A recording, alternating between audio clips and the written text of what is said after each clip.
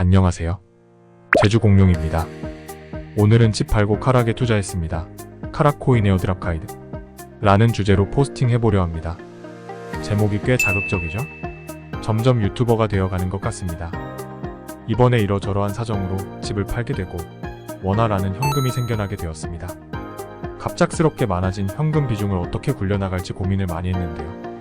달러 환율 차트에서 테더를 사게 되면 분명히 이득 보면서 사는 게 아닌 그림이었고, 달러 인덱스 차트를 봐도 중간값보다 높은 지점에 있기 때문에 달러를 사기에는 불리한 것 같았거든요.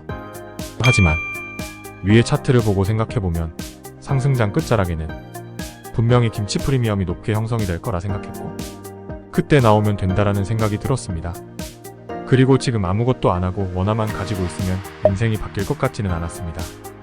이후에 추가로 수확한 에어드랍 수익에 대해서도 들어가 볼 법한, 아무리 봐도 괜찮은 녀석 같았습니다. 그래서 진행했습니다.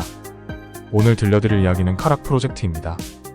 근본 중에 하나로 생각하고 있고 현금이라 볼 수 있는 스테이블 코인으로 채굴이 가능하기 때문에 현금 비중을 유지할 수 있다는 점에서 진행하게 되었는데요.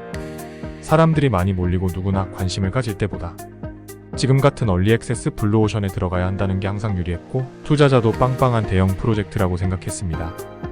특이하게 코인 에어드랍 프로젝트 중에서 아랍권의 국부펀드가 투자를 진행했다는 점, 오일머니와 더불어서 투자 금액만 보더라도 탑티어에 속합니다. 그럼에도 현재 TVL은 정말 터무니없이 적습니다. 스테이킹 예치 에어드랍의 핵심은 참가자 수거든요.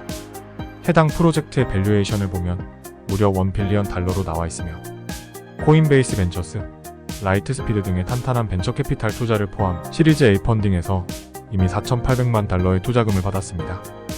카락 프로젝트는 레이어의 프로젝트로 리스테이킹을 할 수 있는 프로젝트인데, 이더리움뿐만 아니라 다양한 자산들을 모아놓은 스테이킹 허브라고 생각하시면 이해하기 편할 겁니다.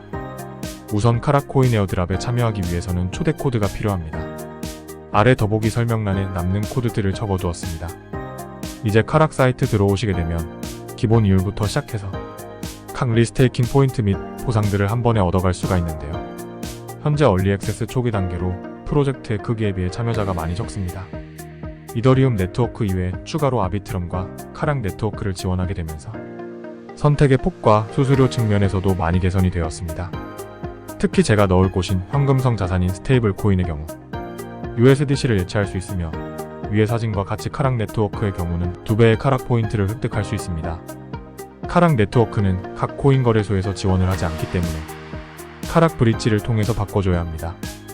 위의 사진처럼 우선 카락 네트워크에 쓸 수수료인 이더리움을 소액 예치합니다.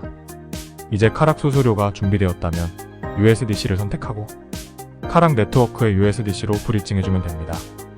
제가 생각하는 유일한 단점이라고 한다면, 한번 예치한 자산들에 대해서 출금을 하기 위해서는 14일이 소요된다라는 점입니다. 변동성이 큰 자산의 경우 큰 단점이지만, 저같이 현금성 자산을 넣는 경우에는 큰 단점은 아닌 것 같습니다. 카락에 넣을 수 있는 다른 자산들을 살펴보면 렌조 이더리움도 존재하는데요. 이전 포스팅에 썼던 모드 에어드랍이 4월 말에 끝나고 나면 다시 제 지갑에 들어오게 될 렌조 이더리움을 이 카락 네트워크에 재예치함으로써 3배 이상의 포인트들을 채굴할 수 있을 것으로 보입니다. 솔직히 말하면 돈을 가장 편하고 많이 벌 수 있는 방법이 예치하는 것이라고 생각하는데요. 각각의 에어드랍으로 모은 돈들을 이런 식으로 꾸준히 불려나가면 계속해서 자산이 우상향할 것이라고 믿고 있습니다. 오늘은 여기까지입니다. 오늘도 평안한 하루 되시기 바랍니다. 감사합니다.